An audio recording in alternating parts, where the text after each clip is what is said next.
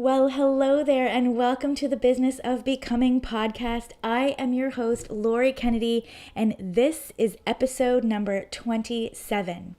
So, you might have noticed over the last, I would say, year to 18 months that there has been a major shift in the online health and wellness world, especially those of us who run online programs and are trying to build brands on the internet. Well, today is going to be a really great, insightful conversation with my friend Yuri Elkaim.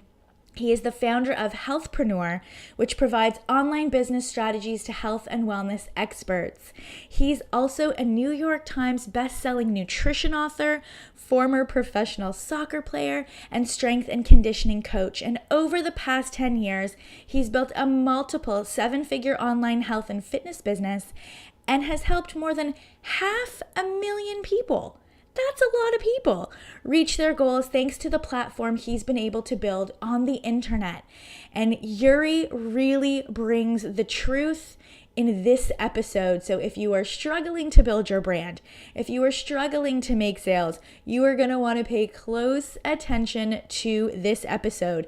All of the things that we discuss can be found over in the show notes at lorikennedyinc.com/27. So without further ado, let's bring Yuri to the show.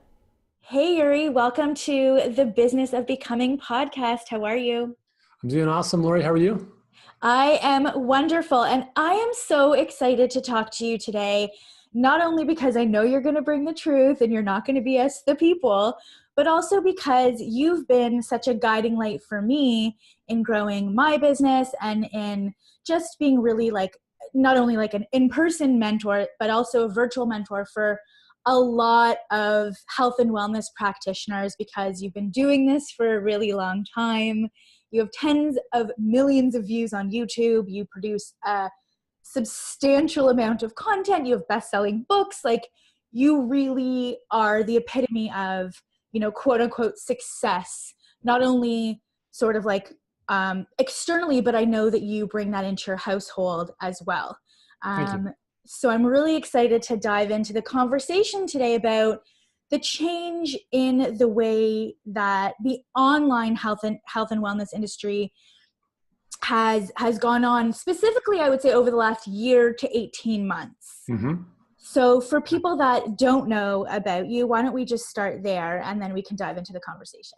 Sure. So thank you for the warm introduction, and everything you mentioned, like the YouTube views, the New York Times bestselling books, all that stuff is nonsense. It really, really is, because it gets people distracted from what's really important. But before I get into that, my quick background is I grew up playing soccer. That was my whole goal in life, was to play pro soccer. So from the age of 10 years old, I think I made that commitment. And I was like, come hell or high water, I'm going to make this happen. So that's what, that was my whole teenage years, sacrificing family vacations to train and play and all that stuff. And during that time, I had really low energy. I had eczema, asthma, all that stuff that now looking back, it's like, wow, these were like big warning signs I should have paid attention to. So when I was 17 years old, I lost all of my hair in the space of 6 weeks to an autoimmune condition. So that really kind of kicked me in the butt and put me on this path of like, I got to figure this out. So did the pro soccer thing, came back from that when I was in my mid-20s. I had already finished my degree in kinesiology and went back to school to study holistic nutrition, which really opened up my eyes to like the world of nutrition, and it transformed my health. I actually regrew my hair.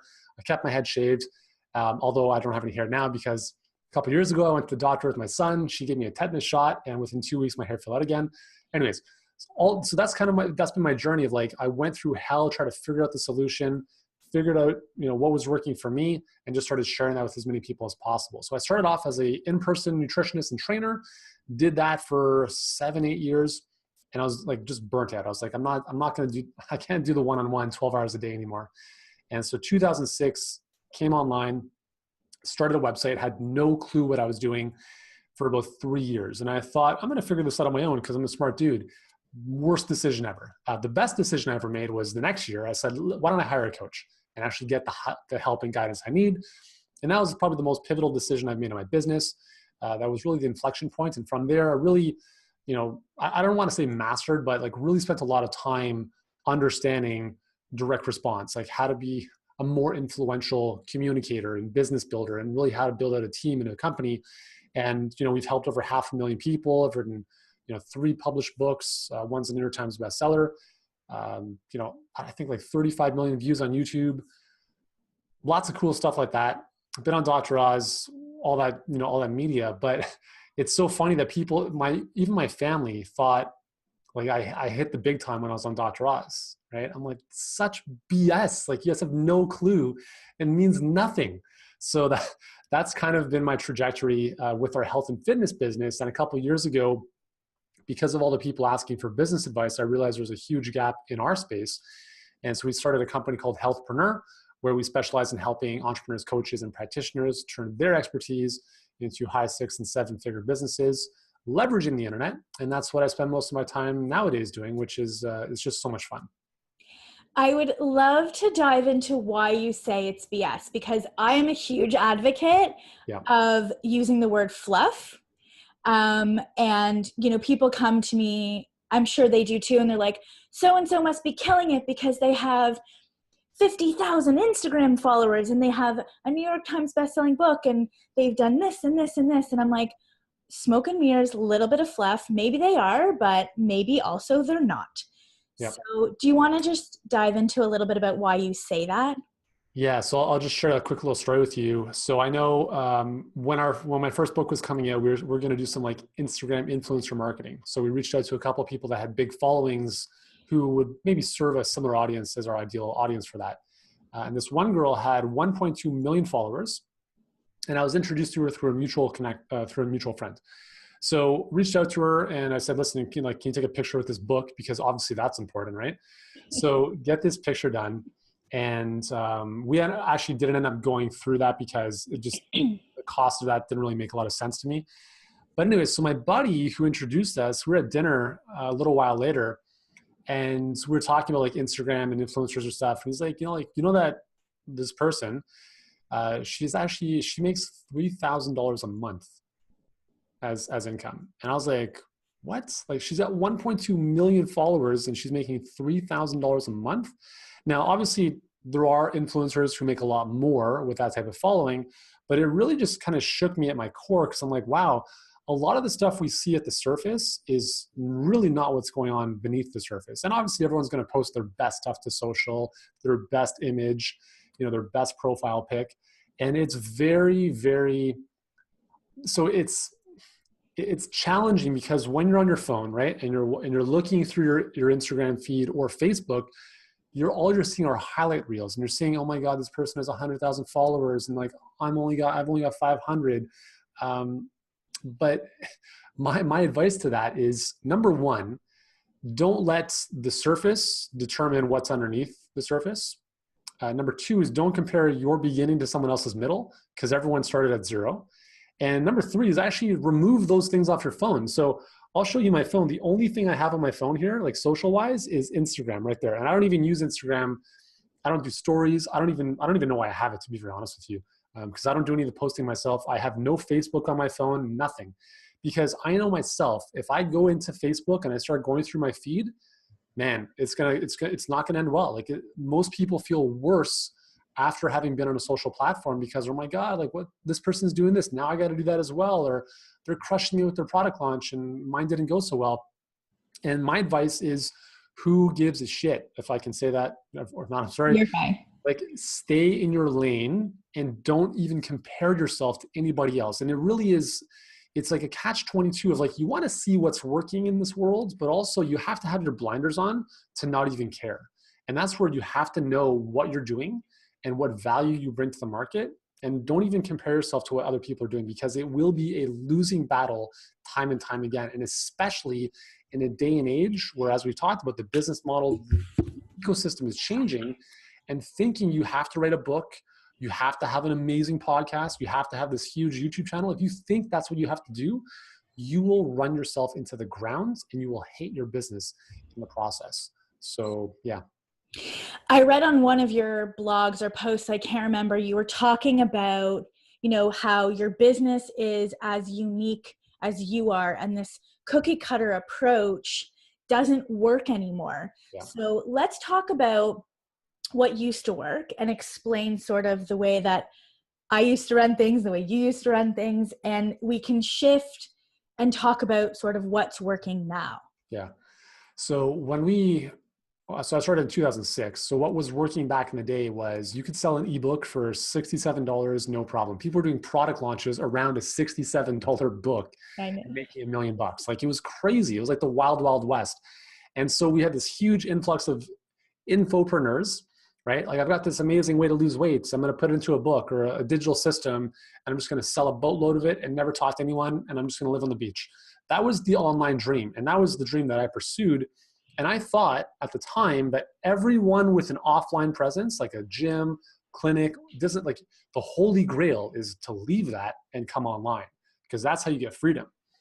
But I was kind of, we were sold a bill of lies, I think, because sure, that can happen. But what I've recognized is when you run that type of business, especially for us health and wellness professionals who I think we really value connection, Yes. I started feeling extremely disconnected and unfulfilled from my business. And I'm like, wow, I'm spending all of my time setting up funnels, writing sales copy, optimizing pages, split testing. When did I become like a marketer? And that's one of the things is like, I don't think most of us want to do marketing. We just want to serve, teach, and help our clients. So back in the day, you could sell information. You could sell ebooks and all that kind of stuff was working well. And a lot of it was done through affiliate marketing, right? So, hey, we got this launch or this promotion, get a bunch of affiliates and do all that stuff. And obviously the smart people learned how to acquire their own customers and clients by figuring out how to spend $1 and make $2 or $5 with Facebook or Google and so forth. So that was all well and good, but the problem is that that same model nowadays is becoming, I really believe it's dead. Like if it's not dead, it's dying. Number one, anything that can become digitized will become demonetized. And this was a really important concept that Peter Diamandis, who's the founder of the S Prize Foundation, talked about in both of his books, Abundance and Bold.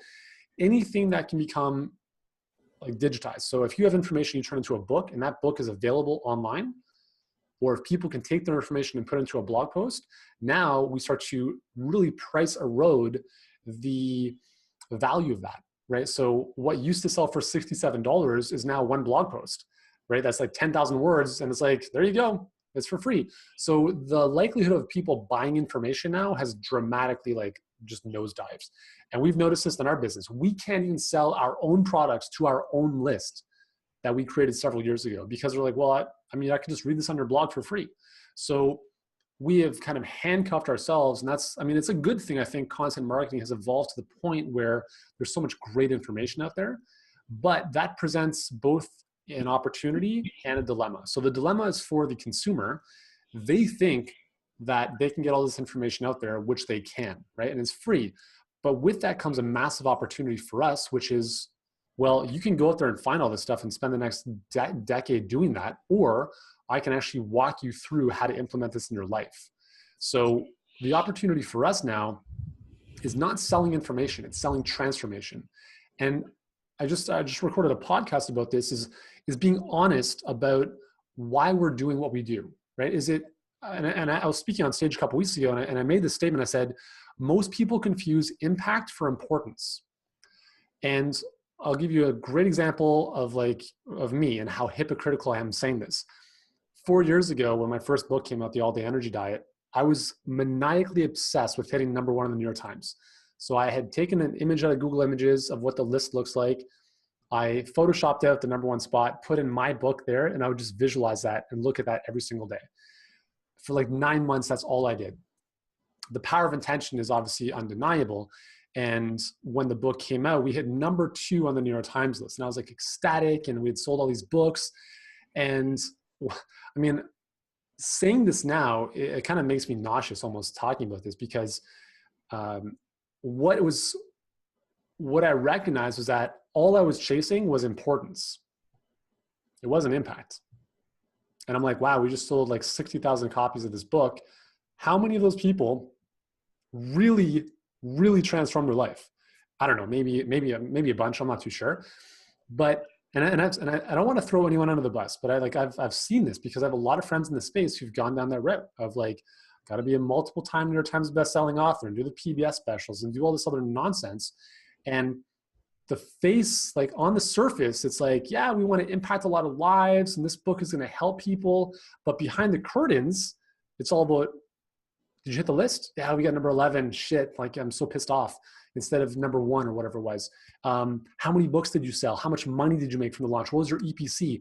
And all these things that I guess they're important to look at, but that was the sole focus in most of the discussions, in these types of environments. I'm not saying that every author is not well-intentioned, but I've realized that if you really want to impact someone's life, you can't do so with a book. I mean, I've read a lot of books. None of them have really impacted my life in a way that's like, oh my God, this is the be all and end all. I've gotten some great insights and ideas from them, but the most impactful changes I've made in my life have come from really deep investments into coaches and mentors and experiences.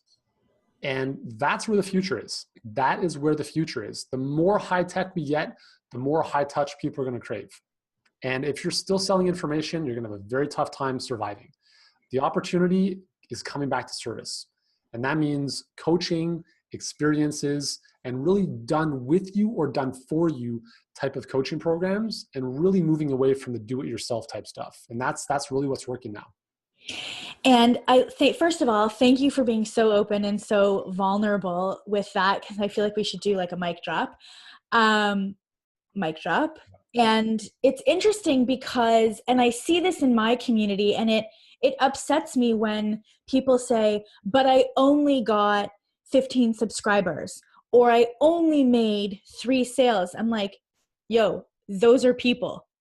Those are real freaking people who just paid you money because they're crossing their fingers and hoping that what they just bought will help them heal something in their life, like physically transform them in a way that nothing else has. Like, remove the word only, right? Like, and it's because of this passive income. And I always say too, the people who created this whole like laptop lifestyle probably doesn't have children, because that's just not a thing for those of us that have kids. Mm-hmm. And it's an interesting mindset. I don't know where this came from, that, we all went to school to be healers, quote unquote, and to be of service. And so why remove that personal element? Yep. It's so at our Healthpreneur Live event, I shared a lot of this from stage, because I'm like, here's where, like, it was kind of like, here's where the world is going with respect to this type of business. And for everyone watching, I mean, like, the good news is that there has never been a better time to be a health professional, because here's what's going to make you succeed is your expertise and your ability to transform someone's life. Like, I just spent a couple of days in Mexico with a bunch of awesome entrepreneurs, but a lot of them are running Amazon businesses. They're all introverts, and they just want to sell products on Amazon, and they don't want to talk to anyone. And that's fine. But I think for most health and wellness professionals, at least that I know of, most of us really value connecting with people and interacting. And the best part of that is that you have an ability to help someone overcome an autoimmune condition, heal their thyroid, lose weight, whatever the thing is.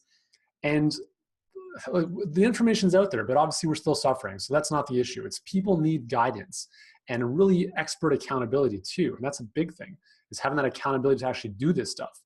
And that's where, like, as a health or wellness professional, if you can walk somebody through a protocol, and it doesn't have to be in your office, it can be online virtually, on here's exactly how we're going to take you from where you are to where you want to be.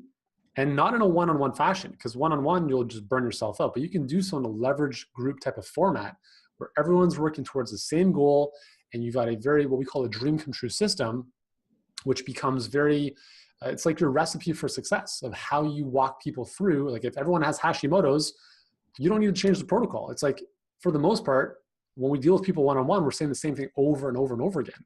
So we're just looking to take that recipe and turn it into more of a systemed or systemized and scalable type of coaching program. And I mean, it's such a great opportunity, because that is really where you can impact someone's life. If you work closely with someone and you can help them in a deep way, make sure they get the stuff done. And if someone pays you, let's just say, just comparing a $30 book versus a $3,000 coaching program, the person who's investing $3,000 with you is a little bit more committed to doing the work, right? So they're going to show up better. You're going to show up better to really give your best stuff. So everyone wins. And even if that's working with 10 people, like that is so much more fulfilling than having 1,000 people on your list who you don't even know, who are never going to open your emails. And it's just like, it's just this reality check of guys, like what is really important here? Do you really want a big list? Or do you really want to impact people's lives? Because the list size has nothing to do with anything. There are people that are crushing it with a couple hundred people on their list. I'll be very honest. Our healthpreneur email list is 3,500 people, and we are a 7-figure business already. Like you don't need to have 100,000 people on your list. So, you know, it's just in terms of, but if you're selling $5 and $10 products, you're going to need a lot of volume, and that's not fun to do. So yeah, that's just where things are at, I think. Yeah, absolutely. In the Wellness Business Academy, which is one of the programs that we offer, we teach them how to create their signature program, right? It's like the step-by-step program. And one of the things that I see over and over again that I would love to get your insight on is this idea that I'm not an expert. I'm scared to put myself out there. I'm scared to charge what the value of the transformation is, because that's where you put the value. Yep. And they create and conjure up all of these excuses, really is what they are, for reasons that they can't do what I teach them, what you teach them, because honestly, we're teaching them the same thing. Like it's this framework that we know works, right? And they're just, for whatever reason, they're not able to move past the blocks that they have. So I'd love to get your insights on why you think that is. I mean, there's a lot of mind frick, right? There's a lot of mindset issues. There's a lot of self-worth type of stuff. And I think part of that just it comes down to comparison. Like if we lived in a world where everyone was charging like thousands of dollars for their stuff, this wouldn't even be a conversation, right? But we're in a world where, I'll give you an example from what I've seen happen in the space of online training. So online like fitness training has been, I'd say it's been pretty big for about 5 or 6 years. But the way most guys are doing this is they're charging a maximum of $300 a month for, you know, you're getting an app with your kind of ready to go workouts, and you're getting maybe a coaching call once or twice throughout that month. And then you just, you know, it's a 3-month commitment or so forth. So what ends up happening is these trainers are simply working one-on-one online with all these people. And I've spoken with a lot of them, and I've seen what they're doing. They have now created a commodity, which is themselves, because they're all priced in the same way, because they all think, oh, how can I charge $1,000 or $1,500 or $3,000 for what other people are charging $200 a month for? And so that comparison is it's very detrimental. And it's like, you have to be grounded in reality. Obviously you can't charge $100,000. You know, maybe you could, but maybe there might be one person to buy that. But you have to, as you talked about, you have to come back to the results that you're producing for someone. Because, I mean, like we have one of our mastermind members who is an amazing naturopathic doctor, and she specializes in autoimmune disease. And I was telling her, and she was telling me she was launching this program, and she was telling me that she's got this thing going out, and she told me the price. It was like $249. I'm like, oh my God. I'm like, so you're giving them all this personalized attention, this 8-week course, plus they have access to one of your nutritionists for $249. I'm like, you're crazy. I told her, I'm like, listen, just to give you some perspective, when I was going through like my hair loss, which was an autoimmune condition, if someone like yourself came to me and said, listen, I can help you overcome this problem in like 8 weeks, let's just work together, that would be like, I can't even put a price tag on that. Like that would have been so immeasurable that it would just be like, yeah, like, because what people are buying at that level is certainty. If you sell someone a $20 product, there's not a lot of confidence that that's going to be the be all and end all. But if someone's, you know, if you're enrolling in a program that is $3,000-$5,000, there's a level of certainty that you're giving your prospective clients to say, listen, if you do this with me, I guarantee you that if you do this, you will not fail. And that's a very great place. That's a scary place to be in, because number one, you have to be able to produce the goods. So if you are not confident in your ability to help someone achieve a result, you need to do a little bit of work there to really kind of refine that process to make sure, and I love asking myself this question, what would have to be true in order for my clients not to fail? Like it would be 100% likely that they would succeed. Like what has to be true? What do I have to walk them through? What do I have to give them in order for them to all succeed? Right. And when you charge, $30 or $100 for a program, it's very tough to give that level of intention to a program. But when you're charging $5,000, you can do things like, I will have fresh pressed juice delivered to your front door if you want, like as an example, right? So there's a lot of really cool things you can do at those higher price points. But I think it comes back down to really just like working on yourself. Like you have to work on yourself, and you have to understand that the more people invest with you, the better off you are going to be. And more importantly, the better off they are going to be.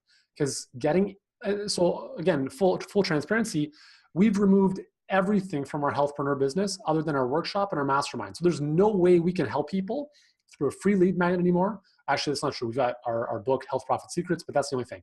So if someone if they don't have the financial means to attend our workshop, sorry, we can't help you.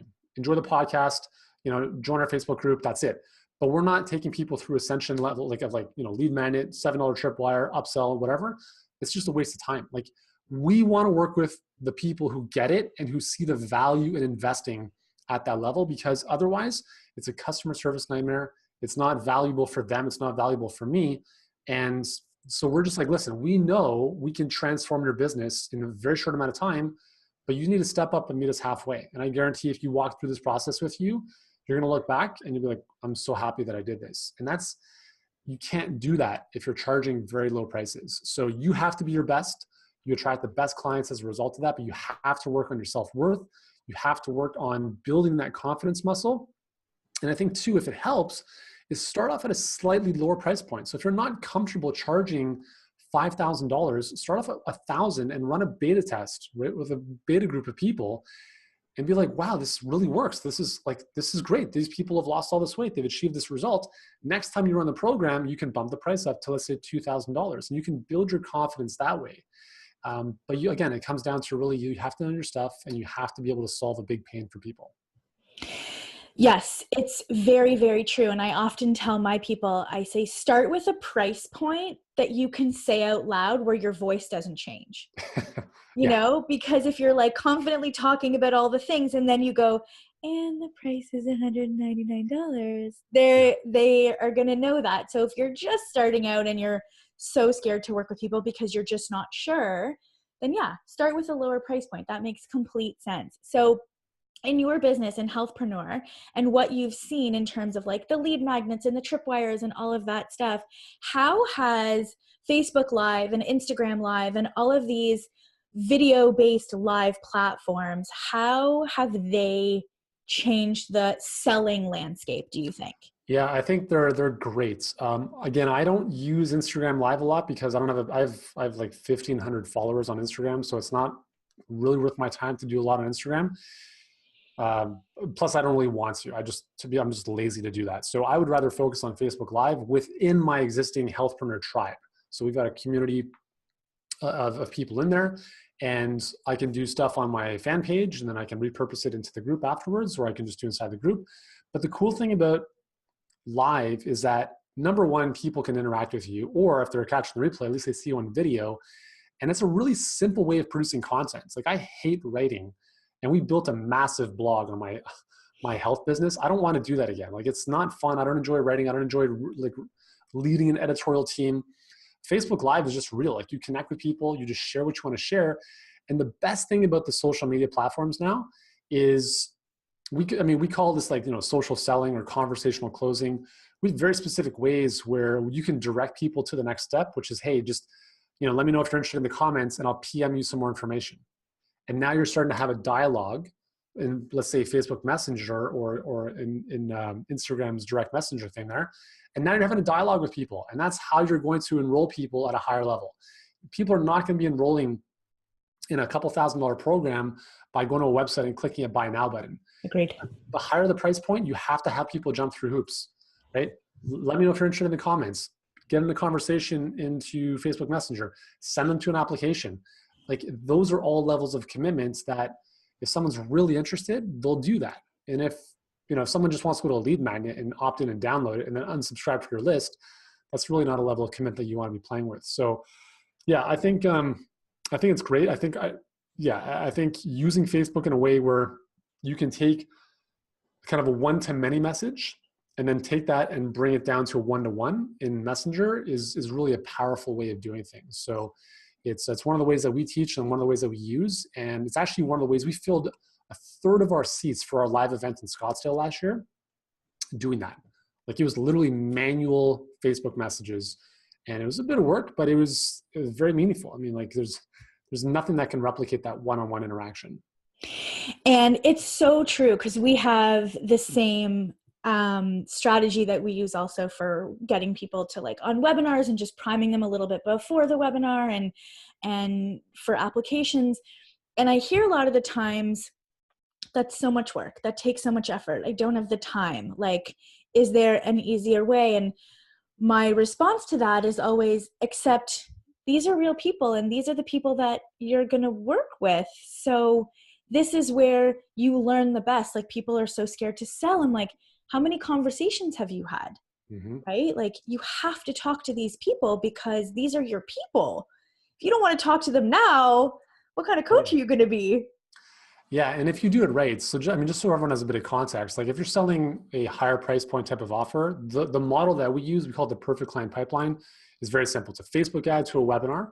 The webinar invites them to a call, but it has to be, the webinar and the ad itself have to qualify the right people. So you're not just jumping on the phone with anyone. Mm-hmm. So by the time they're on the call with you, they're very warm. They kind of know what they're getting into. The call is not a sales pitch. It's actually like a really helpful call. But the key is that when you look at your most valuable use of your time, like if all I did throughout the week was jump on the phone with people, it would be the highest value activity I can do in my business, because I speak to 2 people, I enroll 1. And then that other person is like, they'll be ready in a couple months. So I can't replicate that in anything else that I do, even if I write sales copy or if I do anything else. So what I really enjoy doing that. So I spend, I would say, about 3 to 4 hours a day doing we call them result accelerator calls. I spend 3 to 4 hours a day of my time doing these calls because number 1, it's very effective. Number 2, it's amazing intel into your market. And this is like, you have these calls, you take notes of what people are going through, you have their application. Now you can feed that back into your front end in terms of like, you can craft new ad copy. You can retweak your webinar messaging if you have to, based on what you're hearing from people. It's like you can't get that intel by running a survey. And I think as health and wellness professionals, we have another unfair advantage, which is we've been working one-on-one with people for so long, let's say offline or even online one-on-one coaching, that you have all the intel already. Now it's just a matter of really kind of just disseminating all that and understanding, like, how do I craft a message that's really going to speak to these people? So, I mean, I don't like selling, to be very honest with you. I'm not a hardcore closer. But and here's the thing about selling. When you know without a shadow of a doubt that what you have to offer someone can make a massive difference in their life, it's not even selling anymore. It's like, listen, you're crazy if you don't do this. And we have people talk about, finances are tight right now. And I'm like, listen, if finances are the issue, like if finances were not the issue, would you attend this program? And they're like, of course. So I'm like, well, why would we let that stand in the way? How can we make this work for you now? Because if money is an issue now and you think you're going to solve this on your own, it's not going to happen, right? But if you work with us in the next couple of weeks, we can change this money situation big time. So again, it comes back down to knowing your program and really you have to be confident that you can produce a result for someone. And if you're not, you're going to be, it's going to be like stepping on ice. Like you're like, I don't know if I really want to push this. I'm not too sure if I can really back this up.